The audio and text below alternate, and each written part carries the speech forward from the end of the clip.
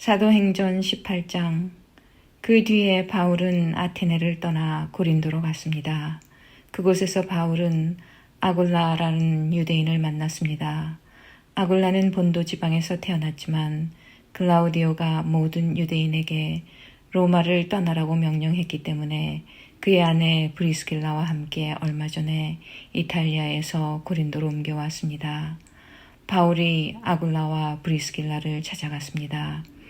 마침 그들의 직업이 같았기 때문에 바울은 그들과 함께 묵으면서 그들과 같이 일했습니다.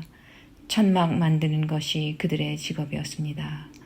바울은 안식일마다 회당에서 유대인과 그리스인과 함께 토론을 하면서 그들을 설득하려 했습니다. 실라와 디모데가 마케도니아에서 고린도로 온 이후 바울은 말씀을 전하는 일에만 힘썼습니다. 그는 예수님께서 그리스도이심을 유대인들에게 증언했습니다. 그러나 그들은 바울에게 대들며 욕을 했습니다. 그래서 바울은 자기 옷에서 먼지를 털며 그들에게 말했습니다. 여러분이 구원받지 못한다면 그것은 여러분의 책임입니다. 나에게는 잘못이 없습니다. 이제 나는 이방인들에게 가겠습니다. 바울은 회당에서 나와 디디오 유스도라는 사람의 집으로 갔습니다. 그는 하나님을 경외하는 이방인이었습니다. 그의 집은 회당 바로 옆에 있었습니다. 회당장 그리스보와 그의 온 집안 식구가 주님을 믿었습니다. 그러자 고린도에 사는 다른 많은 사람들이 이 소식을 듣고 예수님을 믿고 세례를 받았습니다. 어느 날 밤 환상 중에 주님께서 바울에게 말씀하셨습니다. 두려워하지 마라. 조용히 있지 말고 계속해서 말하여라. 내가 너와 함께 있다. 내 백성이 이 도시에 많다. 그러므로 아무도 너를 공격하거나 해치지 못할 것이다. 바울은 그곳에 1년 6개월 동안을 머물면서 사람들에게 하나님의 말씀을 가르쳤습니다. 갈리오가 아가야 지방의 총독이 되었을 때 유대인들이 합심하여 바울에게 몰려가 그를 재판정으로 끌고 갔습니다. 유대인들은 갈리오에게 이 사람이 우리의 법을 어겨가면서 사람들에게 하나님을 섬기라고 유혹하고 있습니다. 라고 고소했습니다. 바울이 막 입을 열려고 하는데 갈리오가 유대인들에게 말했습니다. 여러분, 고소하는 것이 어떤 범죄나 나쁜 행동에 관한 것이라면 내가 들어주겠소. 그러나 여러분이 지금 말하는 것은 언어와 명칭과 여러분들의 율법에 관한 것들이요. 그러니 이런 문제는 여러분 스스로 해결하도록 하시오. 나는 이런 사건의 재판관이 되기는 싫소. 이 말을 하고 갈리오는 그들을 재판정에서 몰아냈습니다. 그러자 그들은 회당장 소스데네를 붙들어다가 재판정 앞에서 마구 때렸습니다. 그래도 갈리오는 이 일에 조금도 참견하지 않았습니다. 바울은 형제들과 함께 고린도에 며칠 더 머물다가 그들과 작별하고 배를 타고 시리아로 갔습니다. 브리스길라와 아굴라도 그와 동행하였습니다. 바울은 항해하기 전에 그가 이전에 맹세한 것이 있어서 겐그레아에서 머리를 깎았습니다. 그들은 에베소에 도착했습니다.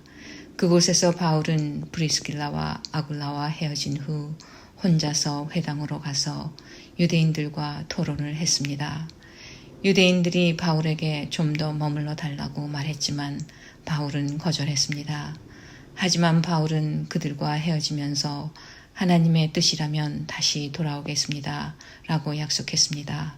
그리고 배를 타고 에베소를 떠났습니다. 바울은 가이사랴에 내려 예루살렘으로 올라가 인사한 뒤 다시 안디옥으로 내려갔습니다. 바울은 한동안 안디옥에 머물러 있다가 그곳을 떠나 갈라디아와 부르기아 지방을 두루 다니면서 모든 신자들에게 힘을 북돋워 주었습니다. 아볼로라는 유대인이 에베소에 왔습니다. 그는 알렉산드리아에서 태어났으며 교육을 많이 받았고 성경에 능통한 사람이었습니다. 그는 주님에 관한 도도 배워서 알고 있었기 때문에 예수님에 관한 일들을 말하고 자세히 가르쳤습니다. 그러나 그는 요한의 세례밖에 몰랐습니다. 아볼로가 회당에서 용기 있게 말하는 것을 브리스길라와 아굴라가 듣고 그를 자기들 집으로 데려다가 하나님의 도에 대해 더 자세히 설명해 주었습니다. 아볼로가 아가야 지방으로 가고 싶어 하자 에베소의 신자들은 격려하면서 그곳의 신자들에게 아볼로를 영접하라고 편지를 썼습니다. 아볼로는 그 지방에 도착하여 하나님의 은혜로 믿게 된 사람들에게 많은 도움을 주었습니다. 그는 사람들 앞에서 유대인들과 열정적으로 토론을 하여 그들의 주장을 물리쳤으며 성경을 이용해서 예수님께서 그리스도이심을 증명했습니다. 19장 아볼로가 고린도에 있는 동안 바울은 북부 지방을 거쳐 에베소에 이르게 되었습니다. 바울은 거기서 몇몇 제자들을 만났습니다. 바울이 그들에게 물었습니다. 여러분은 믿을 때 성령을 받았습니까? 그들이 대답했습니다. 우리는 성령이 계시다는 것조차 들어본 적이 없습니다. 바울이 다시 물었습니다. 그러면 여러분은 어떤 세례를 받았습니까? 그들이 대답했습니다. 요한의 세례를 받았습니다. 바울이 말했습니다. 요한은 회개의 세례를 베풀었습니다. 요한은 사람들에게 자기 뒤에 오실 분을 믿으라고 외쳤는데 그분이 바로 예수님이십니다.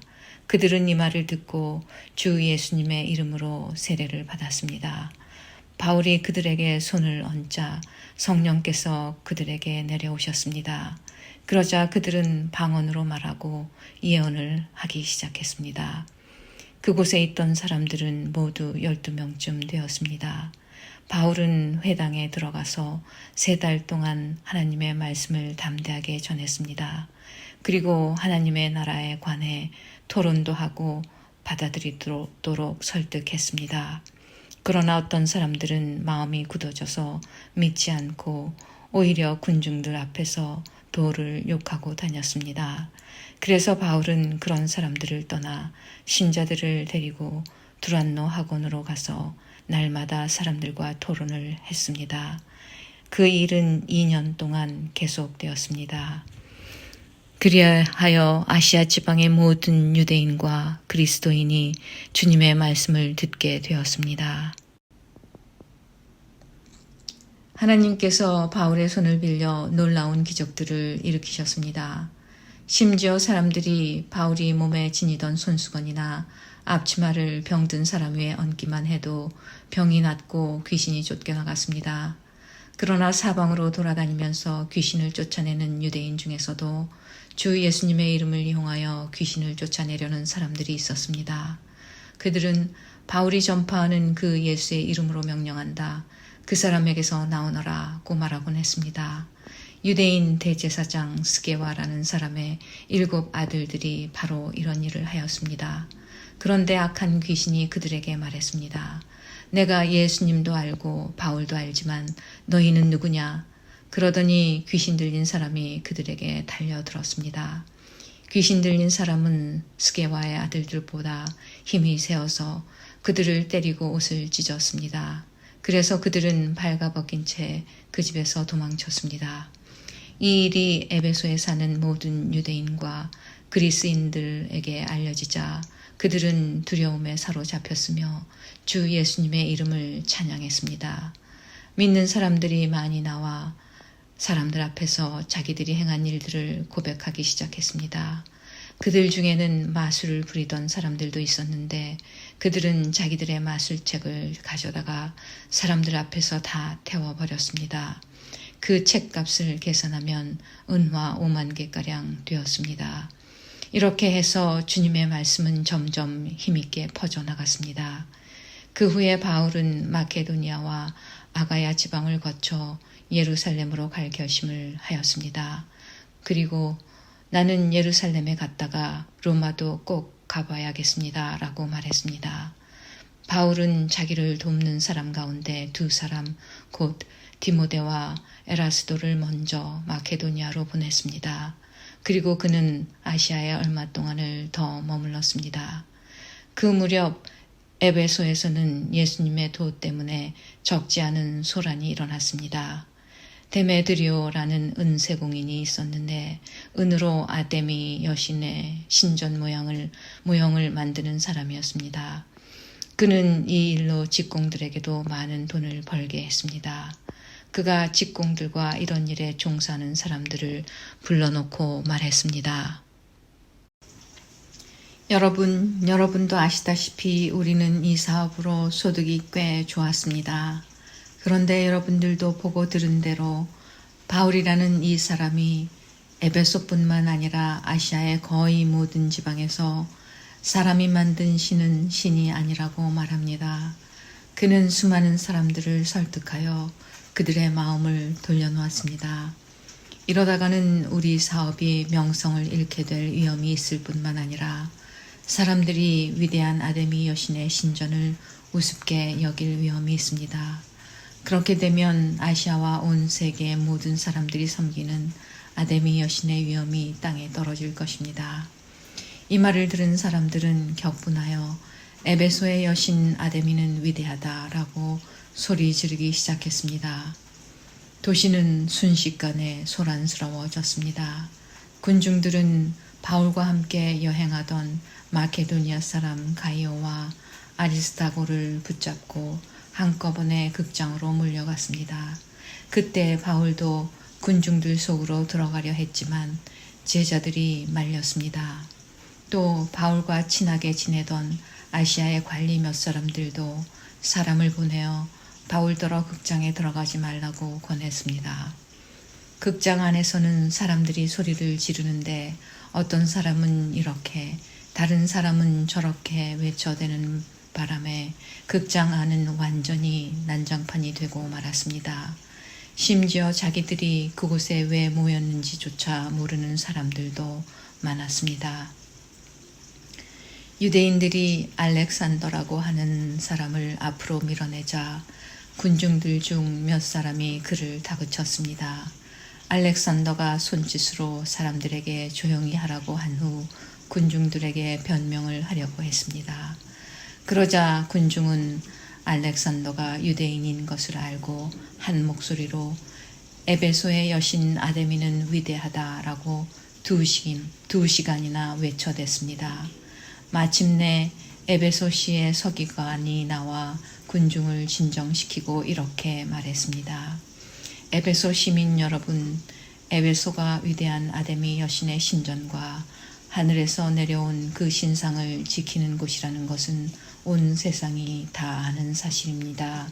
이것은 부인할 수 없는 사실이므로 시민 여러분은 마음을 가라앉히고 경솔한 행동은 삼가시기 바랍니다.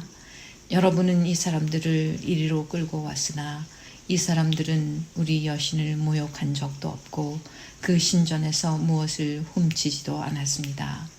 우리에게는 재판정이 있고 재판관들도 있습니다. 만약 데메드리오와 그의 직공들이 누구를 고소할 일이 있다면 당사자들이 재판정으로 가서 옳고 그름을 가려야 할 것입니다. 그 밖에 여러분이 해결하고자 하는 문제가 있다면 그것은 공식적인 모임에서 다루어야 할 것입니다. 이는 제가 이런 말을 하는 것은 아무런 이유도 없이 소동을 일으킨 책임이 우리에게 있다고 비난을 받을 위험이 있고 또 이 소동에 대해 변명할 말이 없기 때문입니다. 그는 이렇게 말하고 모임을 해산시켰습니다. 20장 소동이 그치자 바울은 신자들을 불러오게 해서 격려한 뒤에 작별 인사를 했습니다. 바울은 그곳을 떠나 마케도니아 지방으로 갔습니다. 그는 마케도니아로 가는 길에 여러 지방에 들러 신자들에게 격려하는 말을 많이 하고 그리스에 도착했습니다. 바울은 그리스에서 3달을 지냈습니다. 그는 배를 타고 시리아로 가려 했으나 유대인들이 그를 해치려는 음모를 꾸몄기 때문에 마케도니아를 거쳐서 시리아로 돌아가기로 작정했습니다. 그때 바울과 동행한 사람은 베레아 사람 부로의 아들 소바더와 데살로니가 사람 아리스타고와 세군도와 더베 사람 가이오와 디모데와 아시아 사람 두기고와 드로비모였습니다. 이들은 드로아에 먼저 가서 우리를 기다리고 있었습니다. 우리는 무교절이 지난 뒤에 빌립보에서 배를 타고 5일 만에 드로아에서 그들을 만나 그곳에서 7일 동안 머물렀습니다. 안식일 다음 날 우리가 교제의 식사를 나누기 위해 모였을 때 바울이 설교를 시작했습니다.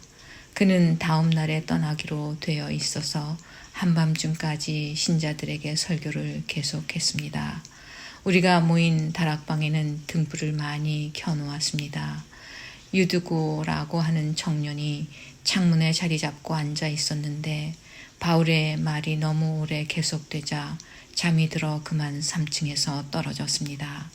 사람들이 그를 일으켜 보니 이미 죽어 있었습니다. 바울이 내려가 유두고 위에 엎드려 그를 껴안고 말했습니다.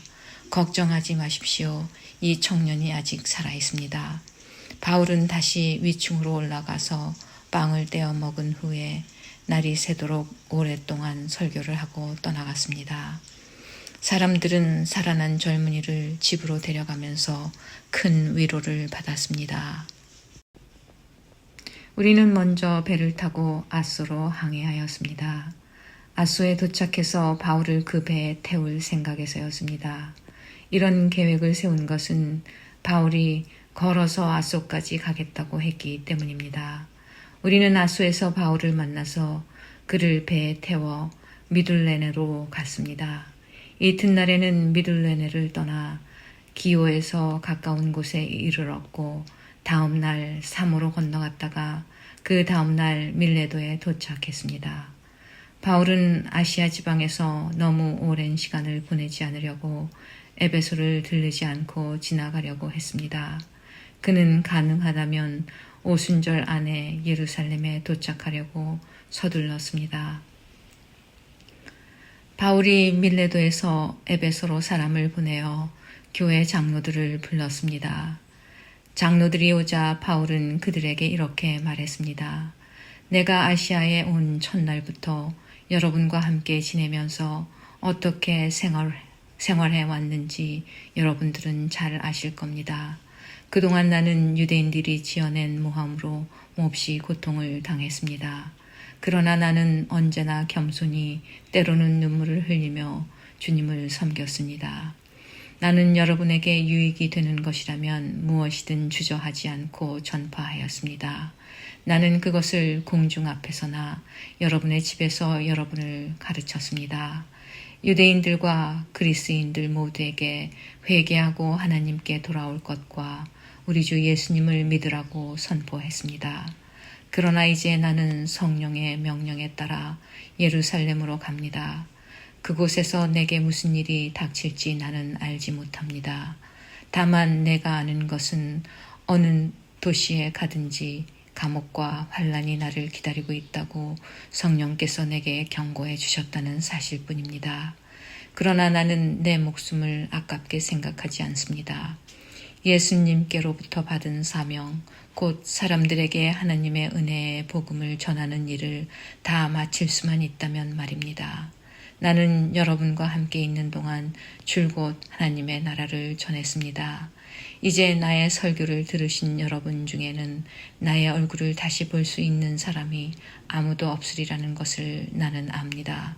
그러므로 오늘 여러분에게 엄숙히 선언합니다.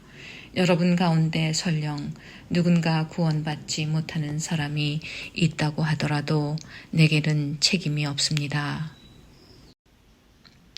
그것은 내가 주저하지 않고 하나님의 모든 뜻을 여러분에게 전해 주었기 때문입니다. 여러분은 자신들과 모든 맡겨진 양떼를 잘 살피고 그들을 잘 돌보십시오. 성령께서 여러분을 감독자로 세우셔서 하나님께서 자기 아들의 피로 사신 교회를 돌보게 하셨습니다.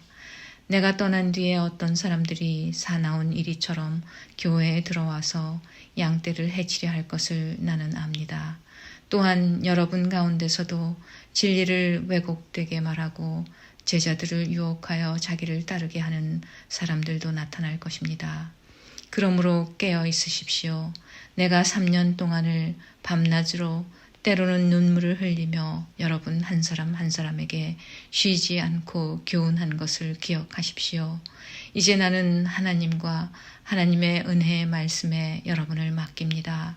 그 말씀은 여러분을 능히 세울 수 있고 모든 거룩한 백성들과 함께 기업을 받을 수 있는 말씀입니다. 나는 그 누구의 금이나 은이나 옷을 탐낸 적이 없습니다. 여러분 자신도 아시듯이 나는 언제나 직접 일을 해서 나와 내 일행에게 필요한 것을 마련했습니다. 나는 모든 일에서 여러분에게 모범을 보였습니다. 여러분은 저처럼 열심히 일해서 약한 사람을 도와야 합니다. 또한 주는 것이 받는 것보다 복이 있다고 하신 주 예수님의 말씀을 기억해야 합니다. 바울은 이 말을 마친 뒤에 무릎을 꿇고 모든 사람들과 함께 기도했습니다. 그들은 다 바울을 껴안고 작별의 입맞춤을 하면서 울었습니다. 특히 그들은 다시는 자기를 보지 못하리라는 바울의 말을 듣고 슬퍼하였습니다. 그리고 그들은 배 타는 곳까지 바울을 배웅했습니다.